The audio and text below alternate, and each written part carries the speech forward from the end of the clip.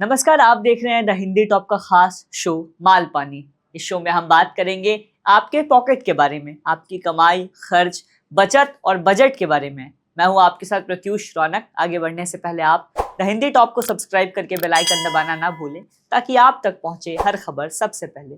बीते दिन संसद में सरकार ने बजट पेश किया। बजट में मिडिल क्लास को खास रियायत दी गई है। 12 लाख तक की सालाना कमाई को टैक्स फ्री भी रखा गया है और अगर आप सैलरीड हैं तो आपको 75,000 का स्टैंडर्ड डिडक्शन भी मिलेगा। यानी सैलरीड क्लास को कुल 12,75,000 की सालाना कमाई पे कोई टैक्स नहीं देना होगा। इसे मिडिल क्लास के लिए बड़ी राहत के तौर पे देखा जा रहा है। अब बजट के बाद भारतीय रिजर्व बैंक भी मिडिल क्लास को रियायत देने की सोच रहा है। आरबीआई रेपो रेट में कटौती कर सकता है। जानकार बता रहे हैं कि आरबीआई रेपो रेट में 25 बेसिक पॉइंट्स का यानी 0.25% की कटौती कर सकता है। रेपो रेट यानी वो रेट जिसके आधार पे बाकी के बैंक रिजर्व बैंक से पैसे उधार लेते हैं। आरबीआई रेपो रेट के जरिए महंगाई को काबू में करता है। महंगाई बढ़ने पे आरबीआई रेपो रेट को भी बढ़ा देता है। इससे कर्ज लेना महंगा हो जाता है और महंगाई को कंट्रोल करने में मदद मिलती है। अब चूंकि आरबीआई ने ब्याज दरों में 25 बेसिक पॉइंट्स की कटौती करने की बात कही है, जिससे ये कयास लगाए जा रहे हैं कि इसका सीधा असर आम जनता की पॉकेट पे देखने को मिलेगा। बीते दिनों आरबीआई यानी रिजर्व बैंक ऑफ इंडिया की मॉनेटरी पॉलिसी कमेटी की मीटिंग में ब्याज दर पे अहम फैसले लेने के कयास लगाए जा रहे थे।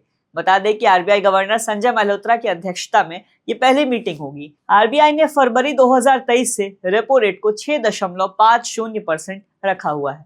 बताया जा रहा है कि आरबीआई इस मीटिंग में रेपो रेट को 0.25% से घटाकर 6.25% करने वाली। पहले 6.50% था, अब 6.25 करने के कयास लगाए जा रहे हैं। मॉनेटरी पॉलिसी कमेटी की पिछली मीटिंग दिसंबर में हुई थी। इसमें भी कमेटी ने लगातार 11वीं बार दरों में कोई बदलाव नहीं किया था। फरवरी 2023 में आरबीआई ने आखिरी बार दरें 0.25% बढ़ाकर 6.5% कर दिया था। कोविड-19 के महामारी के दौरान ब्याज दरों में कटौती की गई थी, लेकिन उसके बाद इसे बढ़ा दिया गया।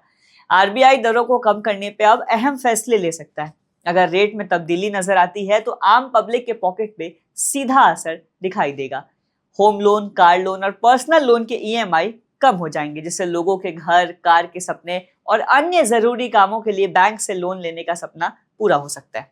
आपको कुछ आंकड़ों के जरिए ये पूरा मामला समझाने की कोशिश करते हैं। मान लीजिए कि अगर किसी व्यक्ति ने बैंक से 50 लाख रुपए होम लोन के तौर पे लिया है और 8.5% यानी 8.5% के ब्याज दर पे 20 सालों के लिए लोन लिया है, तो 0.25% की कटौती होने के बाद उसकी ईएमआई 8.5% की दर से 43,059 रुपए होगी, जबकि ईएमआई 8.25% से 42,452 रुपए, जिससे सालाना 7,284 रुपए की सेविंग होगी। अमाउंट भले ही सुनने में जरा छोटा लग रहा हो, लेकिन लॉन्ग टर्म में यह अच्छे फायदे के तौर पे तब्दील होता हुआ दिखाई देगा। ठीक इसी तरीके से कार और पर्सनल लोन में भी ग्राहकों के पैसों में खूब बचत होनी है। लेकिन यहाँ एक कंडीशन भी है। ये राहत सिर्फ उन्हीं लोगों को मिलनी है जिन्होंने फ्लोटिंग रेट पे लोन लिया है।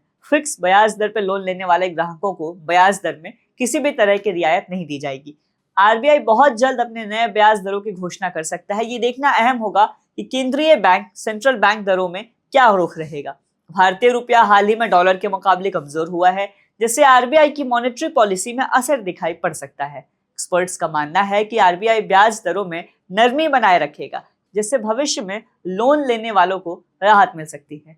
हालांकि एफडी पे मिलने वाले ब्याज में कटौती भी हो सकती है, जिससे एफडी में निवेश के जरिए लोगों को मिलने वाला रिटर्न कम हो सकता है। बताते चले कि वित्त सचिव तुहिन कांता पांडे ने बीते दिन कहा था कि ये समय आरबीआई द्वारा दरों में कटौती के लिए सही समय बताया जा रहा है।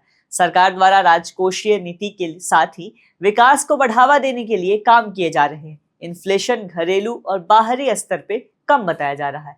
इन्फ्लेशन कम होने के कारण दुनिया भर के सेंट्रल बैंक ब्याज दर में कटौती कर रहे हैं। सरकार ने इनकम टैक्स राहत जैसे कई कदम उठाए हैं ताकि खपत को बढ़ाने में योगदान दे सके। अभी भी राजकोषीय घाटा बना हुआ है। ऐसे में उम्मीद की जा रही है कि आरबीआई द्वारा इस बार ब्याज दरों में कटौती की जा सकती है। संजय मल्होत्रा से पहले रिजर्व बैंक के गवर्नर रहे शक्तिकांत दास ने उच्च महंगाई का हवाला देते हुए रेपो रेट में कटौती नहीं की थी, लेकिन अब माना जा रहा है कि संजय मल्होत्रा अपने पॉलिसी में रेपो रेट में कटौती का ऐलान कर सकते हैं।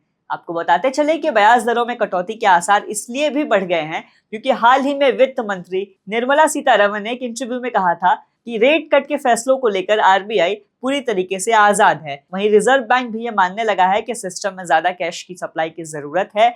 ऐसे में सभी चीजों को ध्यान में रखते हुए रेपो रेट में इस बार 1/4% की कटौती की जा सकती है, यानी रेपो रेट को मौजूदा लेवल 6.50% से घटाकर 6.25% किया जा सकता है। फिलहाल के लिए इस शो में इतना ही। हम अपने नए शो यानी माल पानी में आपकी बचत, खपत और पॉकेट से जरूरी तमाम जानकारी आपसे साझा करते रहेंगे। ऐसी तमाम जानकारियों के लिए सब्सक्राइब करें द हिंदी टॉप। हमें एक्स यानी ट्विटर, फेसबुक और इंस्टाग्राम पर भी फॉलो करें।